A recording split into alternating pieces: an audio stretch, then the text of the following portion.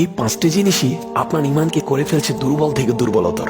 এক নাম্বার হলো সর্বদা গান বাজনায় মত্ত থাকা। আফসোসের সাথেই বলছি, আমাদের কিছু ভাই বোনেরা এমনও আছেন যারা নিজের বেডরুমে লাউড স্পিকারে গান না ছাড়লে তাদের মুড অনই হয় না। আমার সত্যিই বুঝে আসে না হারাম মিউজিক গুলো কিভাবে একজন মুমিনের মানসিক শান্তির কারণ হতে পারে, অথচ আল্লাহ রাসূল সাল্লাল্লাহু আলাইহি ওয়াসাল্লাম বলেছেন, আল গিনা ইউনবিতুন নিফাক ফিল কলব কামা ইউনবিতুল মাউ যারা। যার অর্থ দাঁড়ায়, পানি যেভাবে ফসল উৎপাদন করে ঠিক তেমনি ভাবে গান বাজনা মানুষের অন্তরে কপটতা উৎপাদন করে, আপনার ইমানকে দুর্বল করে ফেলছে। এমন জিনিসগুলো 2 নাম্বার হলো ফরজ সালাতে অবহেলা করা। বিষয়টি একটু ঠান্ডা মাথায় ভেবে দেখুন, আপনার রব আপনাকে 24টি ঘন্টা দিয়েছেন, আর এর সাথে তো তার অফুরন্ত নিয়ামত আছেই। আর আমরা রবের দেয়া 24টি ঘন্টা থেকে রবকে 1টি ঘন্টা দিতে পারছি না। কতই না হতভাগা আমরা। 5 ওয়াক্ত সালাত আদায় করতে সারাদিনে বেশি থেকে বেশি 1 ঘন্টা সময় লাগে। মনে রেখো, আসসালাতু মিফতাহুল জান্নাহ, নামাজই বেহেশতের চাবি। এরপর 3 নাম্বার পয়েন্টটি হলো গীবত করা। নিঃসন্দেহে ঈমান দুর্বল হয়ে যাওয়ার পেছনে এটিও এক অন্যতম কারণ। এটি এতই ভয়ঙ্কর একটি পাপ যার ব্যাপারে রাসূল সাল্লাল্লাহু আলাইহি ওয়াসাল্লাম বলেছেন, আল গীবাতু আশাদ্দু মিনাজ জিনা। গীবত জিনার চেয়েও মারাত্মক। গীবত কাকে বলে? রাসূল সাল্লাল্লাহু আলাইহি ওয়াসাল্লাম গীবতের সংজ্ঞা করতে গিয়ে বলেন, তোমার ভাইয়ের পেছনে তুমি এমন কোনো সত্য কথা বলা যা সে অপছন্দ করবে, এটাই হলো গীবত।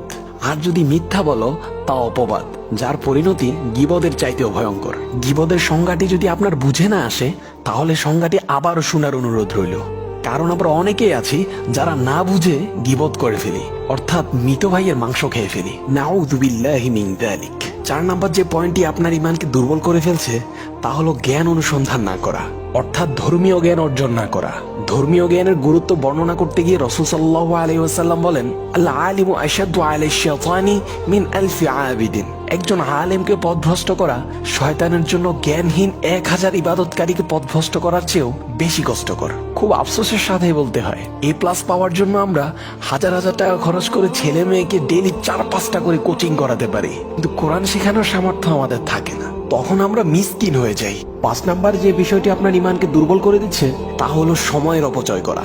এ ব্যাপারে রাসূল সাল্লাল্লাহু আলাইহি ওয়াসাল্লাম বলেন, কিয়ামতের দিন 4টি প্রশ্নের উত্তর দেয়া ছাড়া কেউই সেখান থেকে নড়তে পারবে না। আর ওই 4টি প্রশ্নের মধ্যে 2টি প্রশ্নই সময় সম্পর্কে হবে।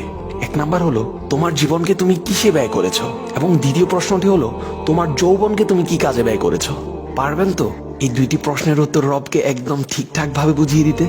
হে আমাদের রব, আমাদের সকলকে এই 5টি বিষয় ত্যাগ করে আপনার প্রতি ঈমান আরো বেশি দৃঢ় করার তৌফিক দান করুন, আমিন।